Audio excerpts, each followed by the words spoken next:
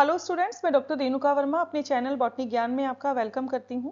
आज जो टॉपिक हम पढ़ने जा रहे हैं वो है क्रेब्स साइकिल। इसे हम सिट्रिक एसिड साइकिल के नाम से भी जानते हैं और टीसीए साइकिल के नाम से भी जानते हैं।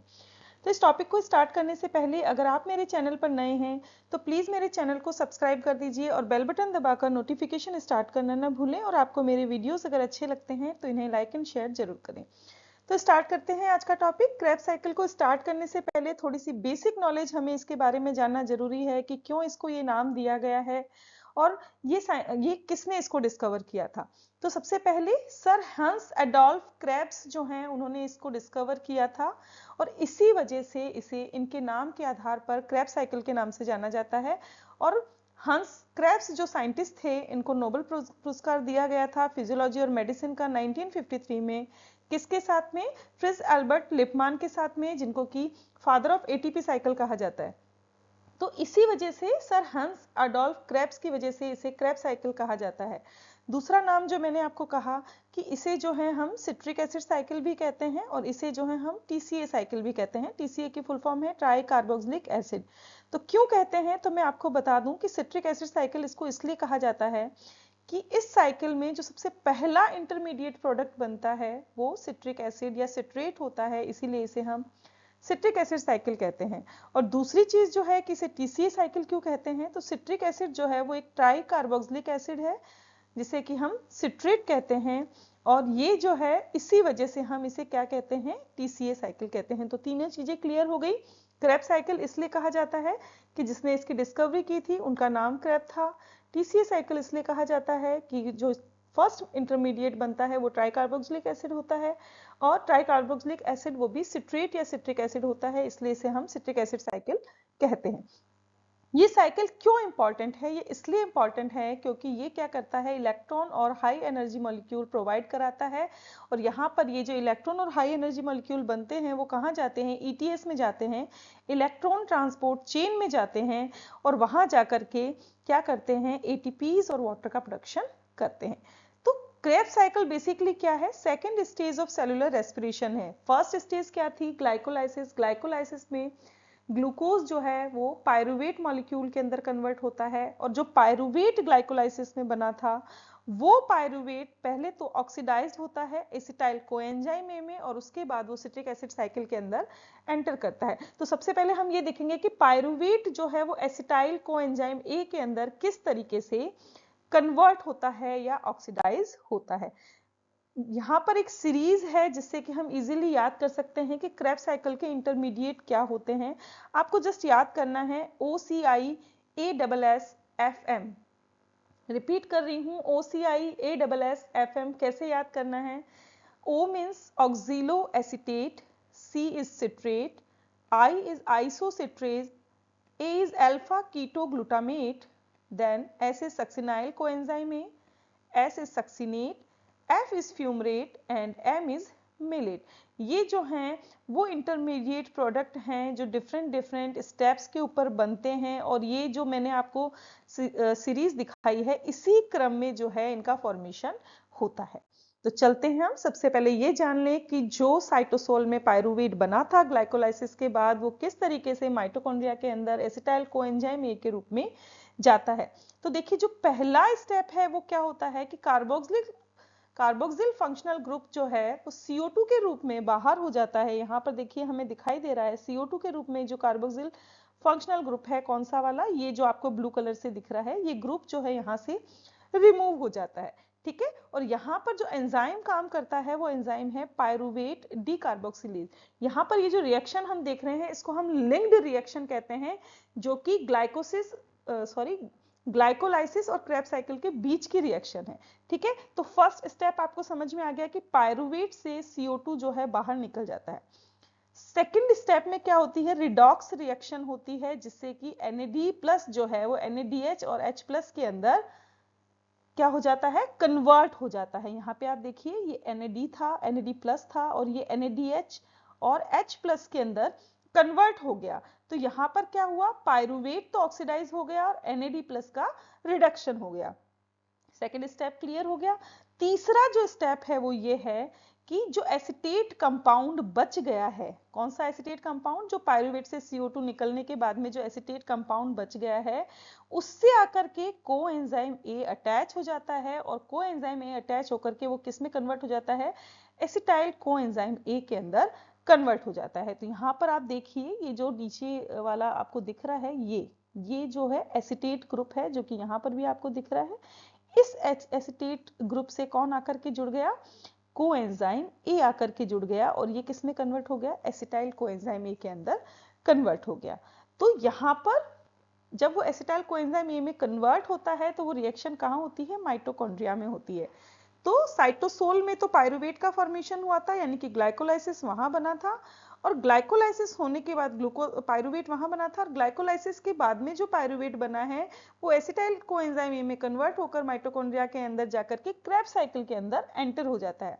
अब आते हैं हम क्रेब्स साइकिल के अंदर। तो क्रेब्स साइकिल के 8 इंपॉर्टेंट स्टेप्स हैं। First one is formation of citrate, second is formation of isocitrate, third is oxidation of isocitrate to alpha ketoglutarate, fourth one is oxidation of alpha ketoglutarate to succinyl coenzyme A, fifth one is conversion of succinyl coenzyme A to succinate, sixth is oxidation of succinate to fumarate, then hydration of fumarate to malate and oxidation of malate to oxaloacetate। ठीक है, तो यहाँ पर जो है ये पूरे के पूरे 8 स्टेप्स हैं जिससे कि क्रेब्स साइकिल कंप्लीट होता है।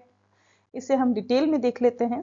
तो पहला जो स्टेप है फॉर्मेशन ऑफ सिट्रेट, इसमें क्या होता है, देखिए क्रेब्स साइकिल की जो पहली रिएक्शन है उसमें क्या होता है, एसिटाइल कोएंजाइम ए का कंडेंसेशन होता है। ये एसिटाइल कोएंजाइम ए जो है वो 2 कार्बन कंपाउंड है। देखिए ये रहा एसिटाइल कोएंजाइम ए, कितने कार्बन कंपाउंड है, यहाँ पर 2 कार्बन प्रेजेंट होते हैं।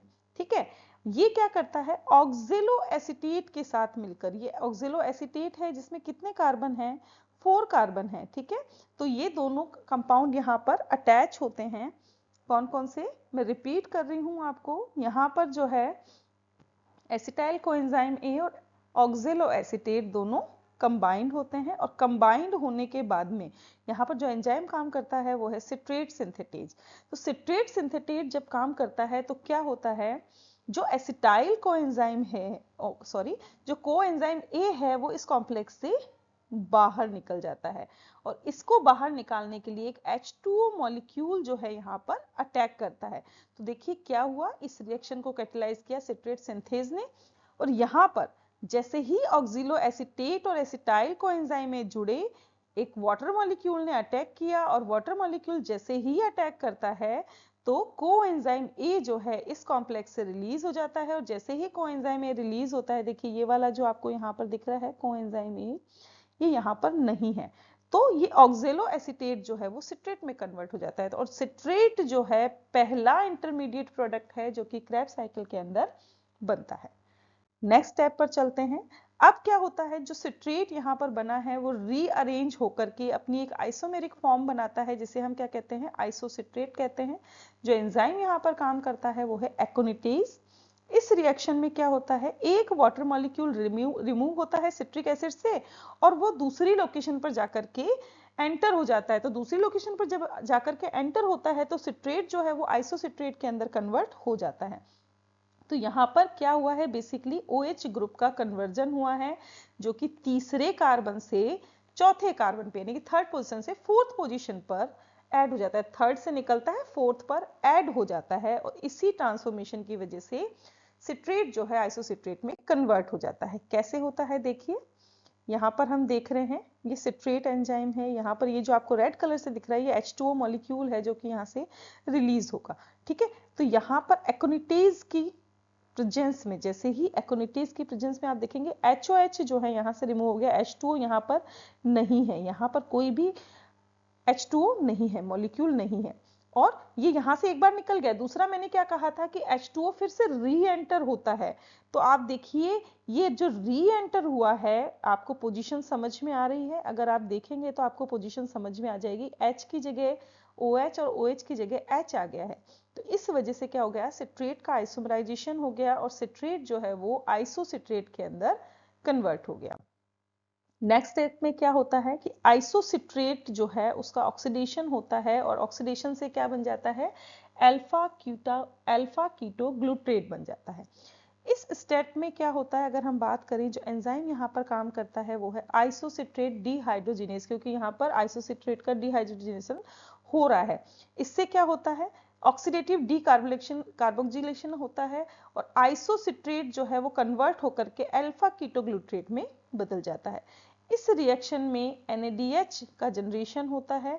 ठीक है, एंजाइम यहाँ पर जो वर्क कर रहा है वो है आइसोसिट्रेट डिहाइड्रोजिनेज। वो क्या करता है, यहाँ पर ऑक्सीडेशन को कैटलाइज करता है, OH ग्रुप को के ऑक्सीडेशन को कैटलाइज करता है। और क्या होता है, आइसोसिट्रेट की 4th पोजीशन पर जो OH है वो चेंज हो जाता है और एक कार्बन डाइऑक्साइड मॉलिक्यूल यहाँ पर रिमूव होता है, जिससे कि अल्फा कीटोग्लूट्रेट बनता है जो कि 5 कार्बन मॉलिक्यूल है।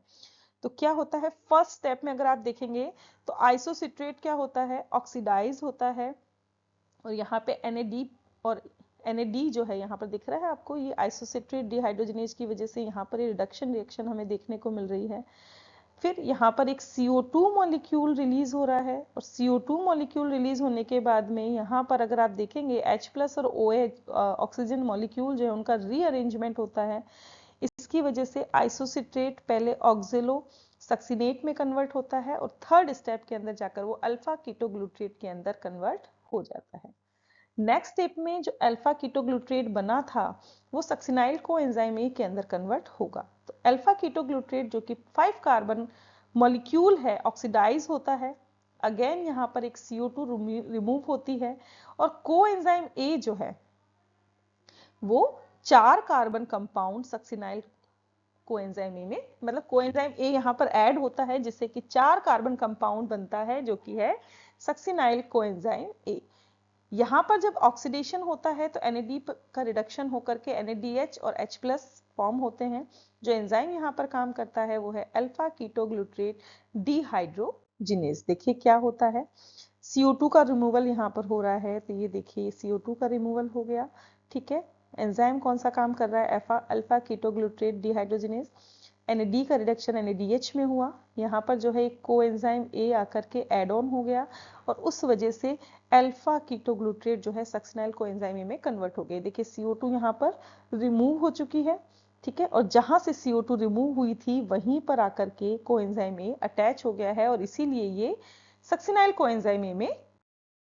अगला जो स्टेप है उसमें क्या होता है कि सक्सिनाइल कोएंजाइम ए जो है वो सक्सिनेट में कन्वर्ट होता है। तो सबसे पहले तो क्या होता है कि सक्सिनाइल कोएंजाइम ए जो है उससे कोएंजाइम ए बाहर निकल जाता है जिससे कि सक्सिनेट का फॉर्मेशन होता है।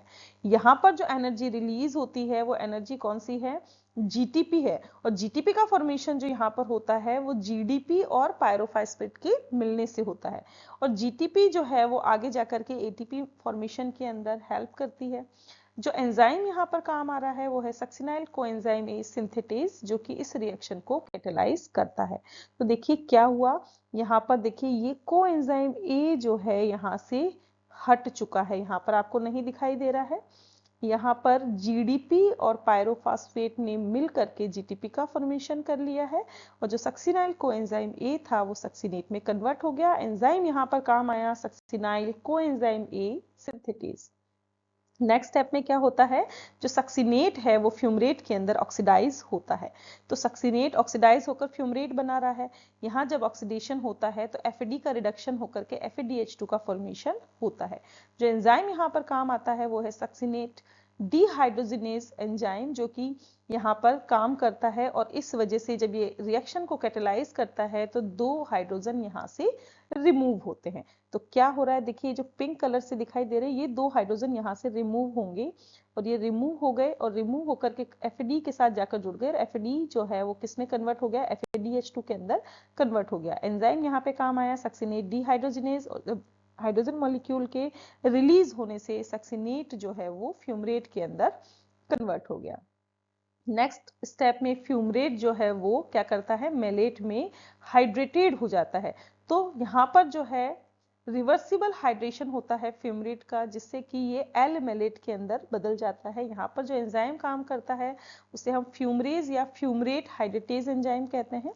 ठीक है। यहाँ पर फ्यूमरेज क्या करता है, रीअरेंजमेंट भी करता है, यानी कि हाइड्रोजन और ऑक्सीजन एटम को वापस से लेता है और जहां से रिमूव हुए थे उसकी जगह कहीं और एड ऑन कर देता है, और इस वजह से जो फ्यूमरेट है वो मैलेट में बदल जाता है। तो देखिए फ्यूमरेट था, तो यहाँ पर एक हाइड्रोक्सिल मॉलिक्यूल जो है यहाँ पर एड ऑन हो गया। कहाँ पर हो रहा है, देखिए H जो है यहाँ पर कुछ नहीं दिख रहा है ना, यहाँ पर आकर के ये हाइड्रोक्सिल मॉलिक्यूल जो है एड ऑन हो गया। जब ये मॉलिक्यूल एड ऑन हो जाता है तो इस हम क्या कहते हैं, कार्बोनियन ट्रांजिशन स्टेट कहते हैं। फिर यहाँ पर एक H प्लस और ऐड होता है, यानी कि कंप्लीट H2O यहाँ पर ऐड हो रहा है। यहाँ पर देखिए ये एक हाइड्रोजन मॉलिक्यूल भी ऐड हो गया है। तो इस वजह से क्या होता है, फ्यूमरेट जो है वो एल मैलेट में कन्वर्ट हो जाता है। अगर आप ध्यान से देखेंगे तो देखिए यहाँ पर इस पोजीशन पर H और इस पोजीशन पर OH, यानी कि H2O मॉलिक्यूल जो है यहाँ पर एंटर हुए और फ्यूमरेट जो है मैलेट में कन्वर्ट हो गया, यहाँ पर हाइड्रेशन हुआ। उसके बाद क्या होता है, मैलेट जो है अगेन ऑक्सिलो एसीटेट के अंदर कन्वर्ट होता है और रिएक्शन फिर से स्टार्ट हो जाती है। तो मैलेट ऑक्सीडाइज होकर के ऑक्सिलो एसीटेट बनाता है, जो कि सिट्रिक एसिड साइकिल का स्टार्टिंग कंपाउंड था। ठीक है, यहाँ पर जो एंजाइम वर्क करता है वो है मैलेट डिहाइड्रोजनेशन यहाँ पर जो ऑक्सीडेशन होता है उसमें NADH प्लस का रिडक्शन NADH और H प्लस में होता है। तो यहाँ पर अगर आप देखेंगे ये दो जो हाइड्रोजन मॉलिक्यूल है वो मैलेट से निकल करके NAD प्लस के साथ जाकर के जुड़ जाते हैं, जिससे कि इसका रिडक्शन होकर के NADH2 में कन्वर्ट हो जाता है, या इसको हम NADH प्लस H प्लस भी कह सकते हैं। एंजाइम काम आ रहा है एल मैलेट डिहाइड्रोजिनेज। ठीक है, और ये एल मैलेट जो है ऑक्सिलो एसीटेट में कन्वर्ट हो गया। ऑक्सिलो एसीटेट वही स्टार्टिंग कंपाउंड था जिसने कि सिट्रेट फॉर्मेशन में हेल्प की थी। तो ये सारे के सारे स्टेप्स थे जो कि क्रेब्स साइकिल को समझाते हैं। एक बार हम फिर से रिपीट कर लेते हैं इसको, किस स्टेप में क्या हो रहा है। देखिए एसिटाइल कोएंजाइम ए सबसे पहले सिट्रेट में कन्वर्ट हुआ, किसके साथ मिलकर, ऑक्सिलो एसीटेट के साथ मिलकर। उसके बाद सिट्रेट का आइसोमराइजेशन हुआ आइसोसिट्रेट के अंदर, आइसोसिट्रेट से बना अल्फा कीटोग्लूट्रेट, और इस स्टेप के अंदर एक CO2 रिमूव हुई और NADH यहाँ पर फॉर्म हुई।